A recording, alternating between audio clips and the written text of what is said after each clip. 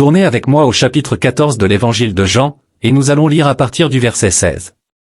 J'ai plusieurs passages des Écritures que j'aimerais partager, mais je vais me limiter à ce passage particulier, le chapitre 14 de Jean, à partir du verset 16. Si vous m'aimez, gardez mes commandements. Et moi, je prierai le Père, et il vous donnera un autre consolateur, afin qu'il demeure éternellement avec vous, l'Esprit de vérité, que le monde ne peut recevoir, parce qu'il ne le voit point et ne le connaît point, mais vous, vous le connaissez, car il demeure avec vous, et il sera en vous. Je ne vous laisserai pas orphelin, je viendrai à vous. Le pape Jean Xi fut un jour interrogé sur le plus grand besoin du monde, et il répondit, l'enseignement et le ministère du Saint-Esprit. Il y a plusieurs années, ma femme et moi avons pris des vacances avec le grand théologien suisse Karl Barth. Je lui ai posé cette question, quel sera le prochain grand accent théologique dans le monde?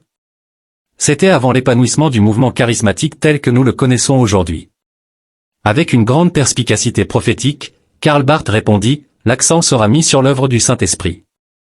L'apôtre Paul a écrit dans 1 Corinthiens 12:1, pour ce qui concerne les choses spirituelles, je ne veux pas que vous soyez dans l'ignorance. Il est impossible de comprendre la Bible, la vie chrétienne, la structure de l'Église ou même votre propre relation avec Dieu sans connaître la personne et l'œuvre du Saint-Esprit. Aujourd'hui, on parle beaucoup du mouvement charismatique, que je vois se développer à travers le monde, sous diverses formes. J'ai visité des pays où ce mouvement prend une ampleur considérable au sein de l'Église catholique romaine. Et pourtant, dans ces contextes, certaines personnes n'ont jamais parlé en langue. Elles ont simplement vécu une nouvelle expérience avec Christ. Et elles se considèrent charismatiques, à juste titre, car tout véritable chrétien est charismatique. Le mot charismatique vient du grec charismata, dérivé de chari, qui signifie don ou grâce. Dans la Bible, on dénombre environ 20 dons de l'Esprit, certains disent 19 ou 21 selon le décompte. Dans mon livre, j'en mentionne 20, mais je pense qu'il ne s'agit que d'une liste partielle. Chaque véritable croyant possède un don du Saint-Esprit, le don d'administration, le don d'assistance, le don de connaissance, le don de sagesse, le don d'évangélisation, le don de pasteur, le don d'enseignement, et bien d'autres. Ces dons sont accordés selon la volonté du Saint-Esprit. Ils sont donnés pour vous aider, vous guider, vous fortifier, édifier le corps de Christ, et témoigner de Christ au monde qui nous entoure. Ainsi, en ce sens, chaque véritable chrétien est charismatique. Regardons maintenant l'œuvre du Saint-Esprit. Tout d'abord, le Saint-Esprit n'est pas une chose. Ce n'est pas un ça. J'entends parfois des gens dire, je veux ça. Non, le Saint-Esprit est une personne. La Bible enseigne qu'il n'est pas quelque chose, mais quelqu'un. Il est Dieu. Il y a 3 personnes dans la Trinité, Dieu le Père, Dieu le Fils et Dieu le Saint-Esprit. Vous pourriez dire, je ne comprends pas cela. Moi non plus. Je ne vais pas essayer de l'expliquer, du moins pas à ce stade. La foi en un seul Dieu exprimé en 3 personnes, Dieu le Père, Dieu le Fils et Dieu le Saint-Esprit. La Bible enseigne que le Saint-Esprit est tout-puissant. Michée 3:8 dit, je suis rempli de force, par l'Esprit de l'Éternel. La Bible enseigne également que le Saint-Esprit est omniprésent. Peu importe où vous allez, il est là. Dans le psaume 139, 7, il est écrit, « Où irai-je loin de ton esprit, et où fuirai-je loin de ta présence ?» C'est l'une des raisons pour lesquelles Christ est parti. Il a quitté son corps humain, car dans ce corps, il ne pouvait être qu'à un seul endroit à la fois. Jésus était limité par sa condition humaine. Mais lorsqu'il est parti, il a permis au Saint-Esprit de venir et d'être partout en même temps. Le Saint-Esprit peut habiter dans votre cœur tout en habitant dans le mien, même si nous vivons à des milliers de kilomètres l'un de l'autre. Jésus a dit, « Il vous est avantageux que je m'en aille, car si je ne m'en vais pas, le Consolateur ne viendra pas vers vous, mais si je m'en vais, je vous l'enverrai. » Jean 16:7. Il a donc dû partir pour permettre au Saint-Esprit de venir accomplir une œuvre immense à travers l'histoire de l'Église. La Bible enseigne aussi que le Saint-Esprit possède toute connaissance. Dans 1 Corinthiens 2:10, il est écrit, « Dieu nous les a révélés par l'Esprit, car l'Esprit sonde tout, même les profondeurs de Dieu. » C'est le Saint-Esprit qui nous enseigne et nous emmène toujours plus loin dans notre vie chrétienne. En tant que chrétiens, nous sommes appelés à croître dans la grâce et la connaissance de Christ, mais nous ne pouvons croître qu'avec l'aide du Saint-Esprit. Dès l'instant où vous acceptez Christ comme votre Sauveur, le Saint-Esprit vient habiter en vous. Votre corps devient le temple du Saint-Esprit. Il est là pour vous aider à vivre la vie chrétienne. Il n'y a personne dans cette assemblée qui puisse être chrétien sans le Saint-Esprit. Personne ne peut suivre Christ sans son aide. Le Saint-Esprit est donc extrêmement important, absolument indispensable dans nos vies. La Bible dit aussi que le Saint-Esprit a une connaissance parfaite. Dans le livre de l'Apocalypse, il est mentionné qu'il a 7 yeux, Apocalypse 5h6. Le chiffre 7 représente la perfection dans les Écritures. Ces 7 yeux symbolisent sa capacité à tout voir et tout savoir. Il sait ce qui se passe dans votre cœur et dans votre esprit. Rien ne lui est caché. Le Saint-Esprit est également éternel. Dans Hébreux 9h14, il est appelé l'Esprit éternel. Il est coéternel avec Dieu le Père et Dieu le Fils. Comment expliquer la Trinité? Je ne peux pas vraiment. Prenons une pomme, par exemple. Elle a une peau, de la chair et un noyau, mais tout cela constitue une seule pomme. Ou encore l'eau, qui peut être sous forme de glace, de liquide ou de vapeur, c'est toujours de l'eau, mais sous différentes formes. Ces illustrations sont imparfaites pour expliquer la majestueuse Trinité, Dieu le Père, Dieu le Fils et Dieu le Saint-Esprit. Le Saint-Esprit est appelé Saint plus de 100 fois dans la Bible. En anglais ancien, il est souvent désigné comme le Saint-Esprit, Holy Ghost. Dieu dit, « Soyez saints, car je suis saint », 1 Pierre 1h16. Une des missions du Saint-Esprit est de nous aider à devenir saints. Nous devrions être plus saints aujourd'hui qu'hier, toujours croître à l'image et à la ressemblance de Jésus-Christ. C'est le Saint-Esprit qui nous aide dans ce processus de croissance. La Bible enseigne aussi que là où se trouve le Saint-Esprit, il y a la liberté. Comme notre frère en a témoigné il y a un instant, le Saint-Esprit nous libère de l'esclavage de la loi et du légalisme. Même si vous êtes esclave du péché, de la drogue, de l'alcool ou de toute autre chose, Christ peut vous libérer. Jésus a dit, « Quiconque commet le péché est esclave du péché. » Mais par sa mort sur la croix, Jésus-Christ nous libère. Le Saint-Esprit nous libère également. Là où est l'Esprit du Seigneur, il y a la liberté. Je peux entrer dans un service et, en quelques minutes, percevoir si les gens ont été libérés par le Saint-Esprit. Le travail du Saint-Esprit, quel est-il? Le premier rôle du Saint-Esprit est de convaincre. Il nous convainc de péché. Jésus a dit, et quand il sera venu, il convaincra le monde en ce qui concerne le péché, la justice et le jugement, Jean 16h8, point sur le péché, la justice et le jugement dans Jean 16. Dieu utilise souvent des moyens comme les prières d'une mère, une expérience tragique, un sermon de pasteur ou d'autres circonstances, peut-être même cette émission, pour vous convaincre de votre péché et de votre besoin de remettre entièrement votre vie à Jésus-Christ. C'est l'œuvre du Saint-Esprit, et bien souvent, elle bouleverse. J'ai vu des personnes se lever de leur siège, venir devant moi, et me secouer le poing au visage parce qu'elles étaient troublées par l'Esprit de Dieu. Mais elles reviennent. Un homme est revenu le lendemain soir et a accepté Christ. Un autre est venu à 5 heures du matin à notre hôtel pour recevoir Christ. Le Saint-Esprit vous met parfois en colère, il vous dérange. Vous n'aimez pas que l'on pointe dans votre direction et qu'on dise, « Tu es un pécheur ». Le Saint-Esprit vous désigne directement, il met une dague dans votre cœur et vous dit, « Tu es un pécheur, tu dois te repentir ». Nous n'aimons pas entendre cela, mais c'est l'œuvre du Saint-Esprit. Sans cette œuvre, vous ne pourriez jamais aller au ciel, jamais recevoir le pardon de vos péchés, jamais être sauvé. Le Saint-Esprit travaille peut-être en vous depuis toute la semaine, que vous ayez été ici ou non. Deuxièmement, il donne une nouvelle vie. La Bible dit que nous sommes morts dans nos péchés et nos transgressions. L'Esprit en nous, créé à l'image de Dieu, est mort vis-à-vis de lui. De quoi l'humanité a-t-elle besoin ce soir? De vie. Tous ont péché, donc tous sont morts envers Dieu. Un homme mort a besoin de vie, et le Saint-Esprit vient pour nous donner cette nouvelle vie en Jésus-Christ. Bertrand Russell a écrit un jour à un ami, « Je ne peux penser à rien d'autre que le suicide ». Il décrivait l'œuvre de l'homme et disait, « La nuit tombe, impitoyable et sombre. » Est-ce ainsi que vous vous sentez? Une nuit sombre et impitoyable tombe-t-elle sur vous? Sans Dieu, l'homme est mort.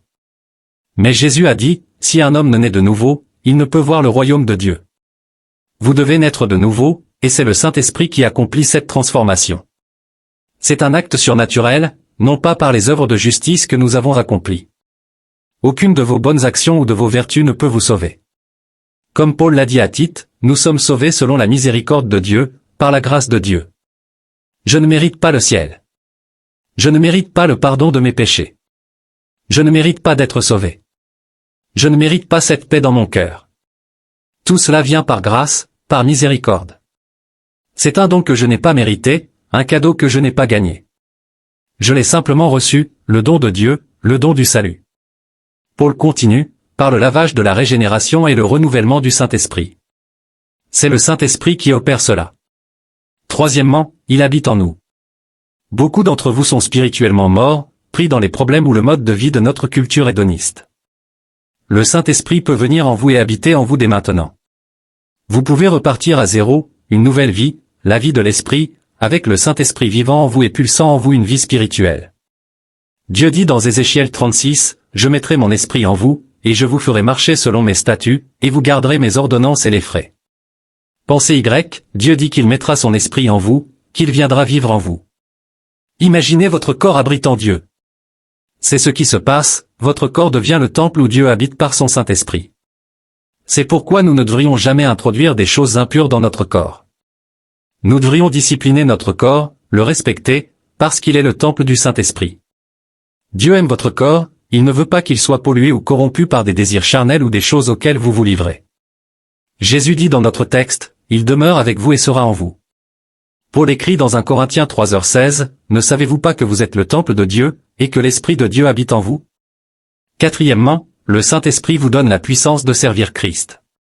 Mais vous recevrez une puissance, le Saint-Esprit survenant sur vous, et vous serez mes témoins, à Jérusalem, dans toute la Judée, en Samarie, et jusqu'aux extrémités de la terre, Actes 1h8. Le Saint-Esprit donne aux croyants la force de vivre pour Christ, de partager l'Évangile avec audace et d'obéir à la parole de Dieu. Cette puissance ne vient pas de nous-mêmes, mais de l'Esprit, qui nous fortifie pour accomplir ce à quoi Dieu nous appelle. Peu importe que vous vous sentiez faible ou inadéquat, avec la puissance du Saint-Esprit, vous pouvez réaliser ce que Dieu a prévu pour votre vie. Cela transforme nos capacités naturelles, nous permettant de faire ce que nous ne pourrions pas imaginer. Et enfin, le Saint-Esprit produit des fruits dans nos vies. Galates 5, 22-23 dit, « Mais le fruit de l'Esprit, c'est l'amour, la joie, la paix, la patience, la bonté, la bienveillance, la fidélité, la douceur, et la maîtrise de soi. » Quand le Saint-Esprit habite en vous, ces qualités se développent dans votre caractère. Elles témoignent de son œuvre en vous et montrent aux autres la puissance transformante de Dieu. Entendez-vous le Saint-Esprit travailler dans votre cœur aujourd'hui? Si vous ressentez la conviction du péché ou le besoin d'une relation plus profonde avec Jésus, c'est l'Esprit qui vous attire à Dieu. Saisissez cette opportunité pour vous repentir, recevoir le salut, ou demander un renouvellement spirituel. Le péché, la justice et le jugement dans Jean 16. Dieu utilise parfois les prières d'une mère, comme notre frère l'a mentionné, une expérience tragique, un sermon de pasteur ou encore une autre expérience, peut-être même cette émission, pour vous convaincre de votre péché et de votre besoin de remettre entièrement votre vie à Jésus-Christ. C'est là l'œuvre du Saint-Esprit. Et souvent, il vous trouble. J'ai vu des gens se lever de leur siège, venir devant moi et secouer leurs poings en colère, tellement ils étaient troublés par l'Esprit de Dieu. Mais ils reviennent. Un homme est revenu la nuit suivante et a accepté Christ. Un autre est venu à 5 heures du matin à notre hôtel pour recevoir Christ. Parfois, le Saint-Esprit vous met en colère, il vous perturbe. Vous n'aimez pas que quelqu'un pointe dans votre direction en disant « Tu es un pécheur ». Le Saint-Esprit pointe directement sur vous, il plante un poignard dans votre cœur et dit « Tu es un pécheur, tu dois te repentir ». Nous n'aimons pas entendre cela, mais c'est là l'œuvre du Saint-Esprit. Sans l'œuvre du Saint-Esprit, vous ne pourriez jamais aller au ciel, jamais recevoir le pardon de vos péchés, jamais être sauvé. Le Saint-Esprit a peut-être travaillé avec certains d'entre vous toute la semaine, que vous ayez assisté à ces réunions ou non. Deuxièmement, il donne une vie nouvelle. La Bible dit que nous sommes morts dans nos péchés et dans nos offenses. Notre esprit en nous, fait à l'image de Dieu, est mort envers Dieu. Ce dont l'humanité a besoin ce soir, c'est de vie. Tous ont péché, donc tous sont morts envers Dieu. Et un homme mort a besoin de vie. Le Saint-Esprit vient pour nous donner cette nouvelle vie en Jésus-Christ. Bertrand Russell a un jour écrit à un ami, « Je ne pouvais penser à rien d'autre que le suicide. » Il disait que pour l'homme et ses œuvres, la nuit tombe, impitoyable et sombre. Ressentez-vous cela? Une nuit sombre et impitoyable s'abat-elle sur vous? L'homme sans Dieu est mort. Mais Jésus a dit, si un homme ne naît de nouveau, il ne peut voir le royaume de Dieu. Vous devez naître de nouveau, et c'est le Saint-Esprit qui fait de vous une personne née de nouveau. C'est un acte surnaturel, non basé sur nos œuvres de justice. Toutes vos bonnes actions et vos efforts ne peuvent vous sauver. Paul a dit à Tite, mais selon sa miséricorde, il nous a sauvés, par le lavage de la régénération et le renouvellement du Saint-Esprit. C'est le Saint-Esprit qui agit. Troisièmement, il habite en vous. Beaucoup d'entre vous sont spirituellement morts, absorbés par les problèmes et la vie hédoniste que nous menons aujourd'hui. Mais le Saint-Esprit peut venir en vous, habiter en vous dès maintenant, et vous pouvez repartir à zéro, avec une vie toute neuve. Dieu dit dans Ézéchiel 36, « Je mettrai mon esprit en vous et je ferai que vous marchiez selon mes ordonnances. » Pensée Y, votre corps abrite en Dieu. Votre corps devient le temple où Dieu habite par son Saint-Esprit. C'est pour cela que nous devons éviter d'introduire des choses impures dans nos corps et discipliner nos corps, car ils sont le temple du Saint-Esprit. Quatrièmement, le Saint-Esprit vous donne le pouvoir de servir Christ. Jésus a dit, « Mais vous recevrez une puissance, le Saint-Esprit survenant sur vous, et vous serez mes témoins. » Je ne pourrai pas accomplir ce que je fais sans la puissance du Saint-Esprit. Beaucoup cherchent des explications, la publicité, l'organisation, ou même mes yeux, selon certains. Mais non, le secret, c'est le Saint-Esprit. Là où Christ est exalté, le Saint-Esprit agit. Je ne prétends pas être un grand prédicateur. Je suis juste un communicateur du message de Dieu, que Christ est mort pour nos péchés, qu'il est ressuscité et qu'il revient. Ce message, il est prêt à l'inscrire dans votre cœur par le Saint-Esprit pour faire de vous une nouvelle personne. Peut-être avez-vous essayé de changer de nombreuses fois, sans succès. Ce soir peut être différent. En vous repentant de vos péchés et en plaçant votre foi en Christ, le Saint-Esprit viendra, vous transformera et vous donnera une nature nouvelle. Le Saint-Esprit produit le fruit de l'Esprit. Les fruits sont l'amour, la joie, la paix, la patience, la bonté, la foi, la douceur et la maîtrise de soi. Ces fruits sont produits par le Saint-Esprit en vous. Peut-être trouvez-vous difficile d'aimer certaines personnes, mais le Saint-Esprit peut aimer à travers vous. Et la plus grande preuve que vous connaissez Christ, c'est l'amour. Avez-vous cette joie, cette paix profonde? Peu importe les circonstances, le Saint-Esprit peut vous donner une paix qui surpasse toute intelligence. Le Saint-Esprit vient pour magnifier, glorifier et exalter le Fils. Jésus a dit, il ne parlera pas de lui-même. Le Saint-Esprit est heureux lorsque vous glorifiez Christ dans votre vie. Le moment viendra où il n'y aura plus de repentance ni de salut. Il n'existe qu'une seule voie de salut, et c'est Jésus-Christ. C'est une chose solennelle et dangereuse que de résister au Saint-Esprit. Vous entendez sa voix, mais vous choisissez délibérément de refuser. La Bible dit, « Celui qui a rejeté la loi de Moïse meurt sans miséricorde sur la déposition de 2 ou 3 témoins. » Combien pire sera le châtiment, pensez-vous, pour celui qui a foulé aux pieds le Fils de Dieu, qui a considéré comme profane le sang de l'alliance par lequel il avait été sanctifié, et qui a outragé l'Esprit de grâce. Ce soir, je vous appelle à céder à l'appel du Saint-Esprit. Je vous invite à venir, par centaines, et à dire, « Je veux que Christ entre dans ma vie pour être mon Seigneur et mon Sauveur, et je veux en être sûr. » Peut-être êtes-vous un membre fidèle d'une église, mais vous ne connaissez pas vraiment Christ. Ou peut-être n'avez-vous aucune religion, vous pouvez être catholique, protestant, juif, ou sans croyance particulière. Peu importe qui vous êtes ou ce que vous êtes. Mais je suppose que la majorité des personnes ici ce soir fréquentent une église. Et je sais qu'il y a des milliers de pratiquants qui ont besoin de venir à Christ. D'une manière nouvelle, de vivre une nouvelle expérience avec le Seigneur Jésus-Christ, guidé par le Saint-Esprit. Voyez-vous, beaucoup ont besoin d'être remplis du Saint-Esprit. Je n'ai pas le temps ce soir de développer ce que signifie être rempli du Saint-Esprit ou baptisé du Saint-Esprit, tout cela est expliqué dans mon livre. Mais ce soir, je suis ici pour vous parler de ce que le Saint-Esprit peut faire pour vous, ici et maintenant. Je vous demande de venir. Levez-vous de vos sièges, par centaines, comme nous l'avons vu chaque soir. Venez vous tenir devant cette estrade et, en venant, dites, « Je veux que Christ entre dans mon cœur. Je veux être sûr d'aller au ciel. Je veux que mes péchés soient pardonnés. Je veux commencer une nouvelle vie. » Si vous êtes venu avec des amis ou des proches, ils attendront. Si vous êtes dans le balcon tout en haut, cela prendra environ 2 minutes pour descendre, alors commencez maintenant. Vous pouvez venir avec vos amis. Il y a des milliers de personnes ici ce soir que Dieu appelle. Levez-vous et venez maintenant, rapidement. Dites, en venant, je veux que Christ entre dans mon cœur. Je veux que le Saint-Esprit entre dans ma vie ce soir.